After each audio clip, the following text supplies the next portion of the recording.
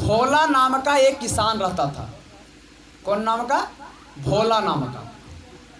और वो भोला नाम का जो किसान था वो नाम से ही भोला नहीं, कर्म से भी भोला था। गाय था बेचारा, गाय जो बोल दीजिए वही करे। एक दिन की बात है, भोला के यहाँ एक जोगी आ गया। अच्छा बताइए, इस धराधाम में तीनों लोक में सबसे बड़ा जोगी कौन है? कोई भी आदमी बोलेगा तो जो लाल कपड़ा पहन के आता है वो जोगी है, यही कहते हैं हम लोग? जी नहीं। जोगी कौन है और महाजोगी कौन है और वियोगी कौन है? आज सुन लीजिए।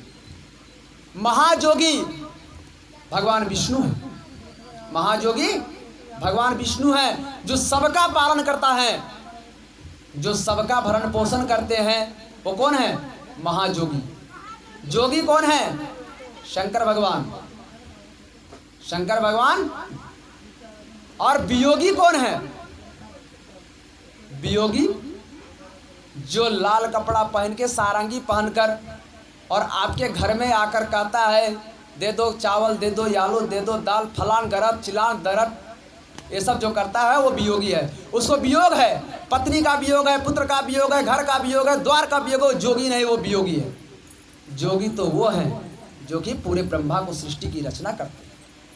तो उसी प्रकार से उस भोला के घर में एक जोगी आ गया, एक वियोगी आ गया, लाल कपड़ा पहन के, गेरुआ वस्त्र पहन के, और पहुंच गया किसके दरबार में? उस भोला के दरबार में। और संजोग देखिए, 2 दिन पहले उस भोला के घर पे भोला का जो गुरु महाराज थे वो आए थे, वो अंदर में बैठे हुए थे।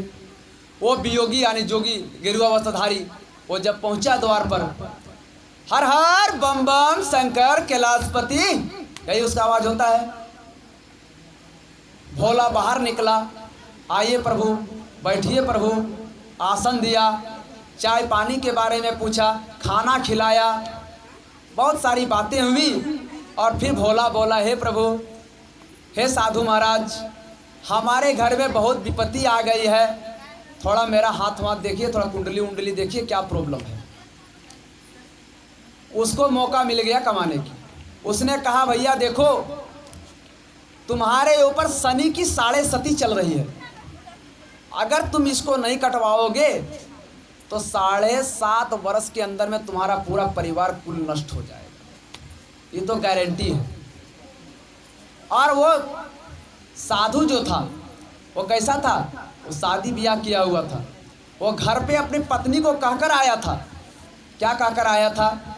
कि मैं आज एक शानदार भैंसा लेकर आऊँगा।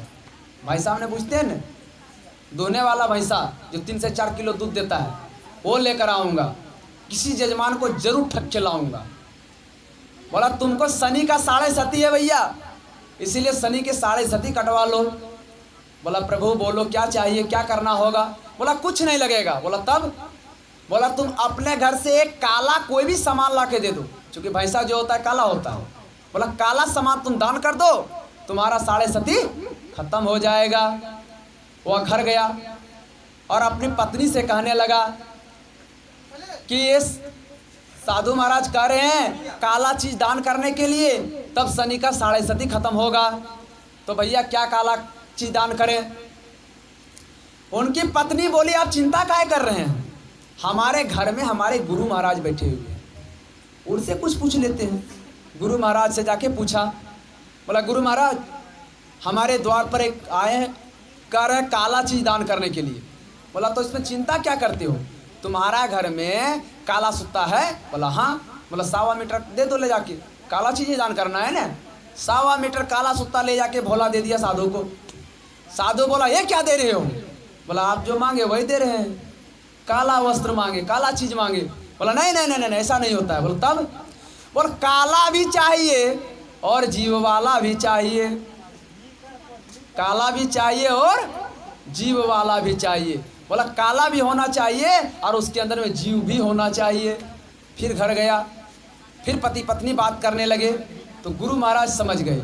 गुरु महाराज बोले, एक काम करो, अभी तुरंत हम देखें तुम्हारे घर में एक काली बिल्ली है, उठा के ले जाके दे दो, काला भी चाहे और जीव वाला भी है। उस भोला ने उठाया और भोला ने ले जाके दे दिया। महाराज जी ये लो, ये काली भी है और जीव वाली भी है। उसने बिल्ली को पटक दिया, बोला ऐसा नहीं। बोला तब? बोल काला भी होना चाहिए, 4 पैर वाला भी होना चाहिए और दूध वाला भी होना चाहिए। कैसा कैसा होना चाहिए? काला भी होना चाहिए, 4 पैर वाला भी होना चाहिए और दूध वाली भी होनी चाहिए। सिर्फ काला से गुजारा नहीं चलेगा। अब वो भोला फिर घर पहुंचा, बोला अब क्या करें?